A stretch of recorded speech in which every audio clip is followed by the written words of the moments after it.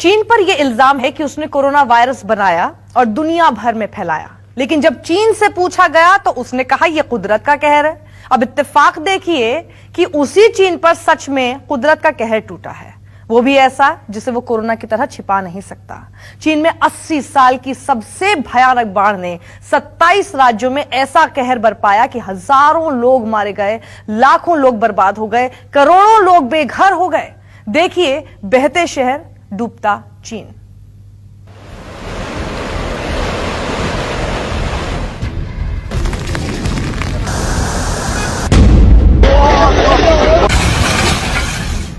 जहां कोरोना की शुरुआत, वहीं बाढ़ का कहर।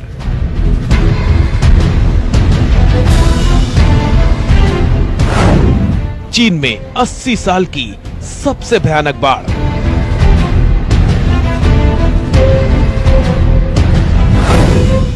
चीन में बड़े बड़े मकान धराशायी।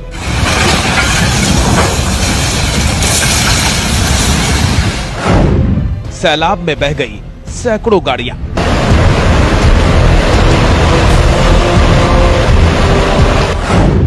बाढ़ में डूबते बच्चों का रेस्क्यू ऑपरेशन।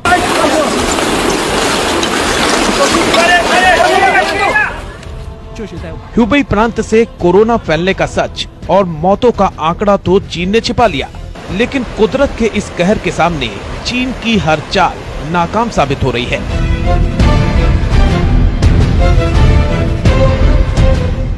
वीडियो के साथ कुछ आंकड़े देखिए, फिर आपको चीन में कई दशकों बाद सबसे बड़ी तबाही का एक एक सच बताते हैं। 27 राज्यों में 4.25 करोड़ लोग पूरी तरह प्रभावित। 20 लाख लोग घर छोड़कर पलायन कर चुके हैं। बाढ़ से 4000 से ज्यादा लोगों की मौत। 70 लाख से ज्यादा घर तबाह हो चुके हैं। 20,000 लोग बिजली पानी के बिना रहने को मजबूर। 11 अरब डॉलर से ज्यादा का आर्थिक नुकसान। ये चीन के हुबेई, जियांगशी और ज़ेइजियांग प्रांत की तस्वीरें हैं।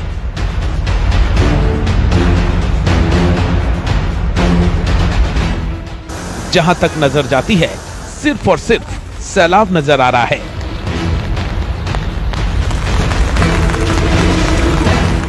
बाढ़ के पानी में तबाही की तस्वीरें साफ देखी जा सकती हैं।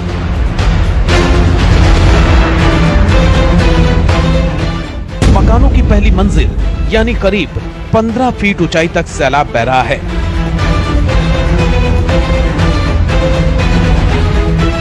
रेस्क्यू टीमों ने हेलीकॉप्टर से बाढ़ प्रभावित इलाकों का जायजा लिया तो कई शहर बाढ़ के पानी में डूबे नजर आए।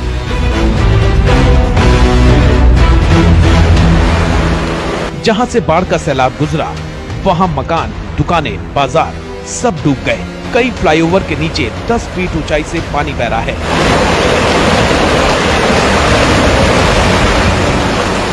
शहरों में आई बाढ़ अपने साथ कारों को बहा ले गई।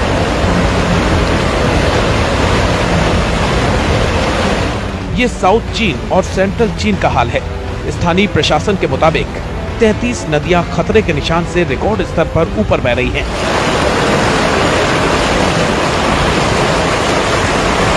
चार 433 नदियों के लिए अलर्ट जारी किया गया है।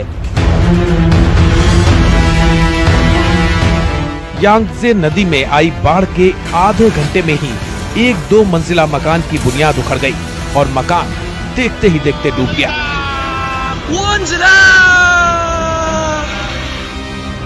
चीन की सबसे बड़ी नदी यांगजे में आई बाढ़ ने पूर्वी चीन सागर के रास्ते में पड़ने वाले 6 शहरों में बड़ी तबाही मचाई है।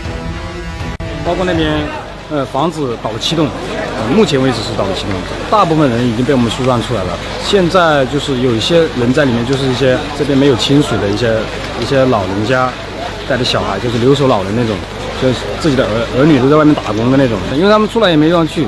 他是这样的，他很多人呢，他在家里，因为家里有一些家电的那一种，他在家里看家，所以他不愿意出来。烧饭烧菜是肯定不行的，然后主要是我们送一点饼干水进去，以供他们平时日常所需。 चीनी अधिकारियों के मुताबिक करीब एक हफ्ते से भारी बाढ़ के बीच भूस्खलन की घटनाएं बढ़ गई हैं। चीन के जियांगशी, अनहुई, हुबेई, हुनान समेत 27 राज्यों में बाढ़ और जमीन धंसने की घटनाएं हो रही हैं। चीनी सरकार के मुताबिक बाढ़ प्रभावित इलाकों से करीब 23 लाख लोगों को बचाया गया है। बाढ़ के पानी ने चीन के 27 राज्यों में सब कुछ ठप कर दिया है। इस बाढ़ से अब तक करीब 28,000 से ज्यादा इमारतें पूरी तरह नष्ट हो चुकी हैं। 11 अरब डॉलर से ज्यादा का नुकसान हुआ है। स्थानीय प्रशासन के मुताबिक चीन की 33 बड़ी नदियों में जलस्तर ऐतिहासिक ऊंचाई पर पहुंच गया है। यहां तक कि चीन में बने दुनिया के सबसे बड़े बांध थ्री गोर्जेस डैम पर भी टूटने का खतरा मंडरा रहा है। अगर ये बांध टूट गया तो आधे चीन में बेहिसाब तबाही मच सकती है। फिलहाल चीन में लाखों हेक्टेयर खेत डूब चुके हैं, फसलें तबाह हो गई हैं, शहरों में बाढ़ का पानी जमा है, लोग रोजमर्रा की चीजें पाने के लिए बेहाल हैं।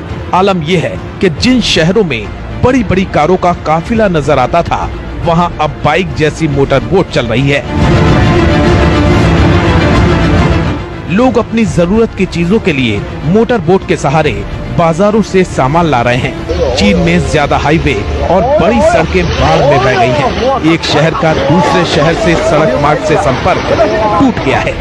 ज्यादातर इलाकों में संचार व्यवस्था ठप हो गई है। चीन के लगभग 20 से ज्यादा राज्यों में बाढ़ का पानी 4 मीटर ऊंचाई तक बह रहा है। 我家里有3层，第1层的被淹了。我家的房子是刚造的嘛，去年刚造的房子，今天被淹了。种的田嘛，那个化肥啊、耕田啊，全部都耕了，现在是颗粒无收。 बाढ़ से बेहाल चीन में लाखों लोग अब भी घरों में फंसे हुए हैं, क्योंकि भयानक बाढ़ की वजह से हर तरफ इतना पानी है कि लोगों को डूबने का खतरा है। इसलिए लोग बाहर नहीं निकल सकते। बाढ़ में कई बिजली के खंभे बह गए हैं, इसलिए बिना बिजली के लोग परेशान हैं। सड़कें टूटने से और बाढ़ की उफनती नहरों के बीच रेस्क्यू टीमें आसानी से लोगों तक नहीं पहुंच पा रही हैं। हालांकि चीन के राष्ट्रपति शी जिनपिंग एक बार फिर मीडिया को दोष दे रहे हैं और कह रहे हैं कि चीन में बाढ़ से हालात इतने खराब नहीं हैं जितने दिखाए जा रहे हैं। Bureau report, news 24।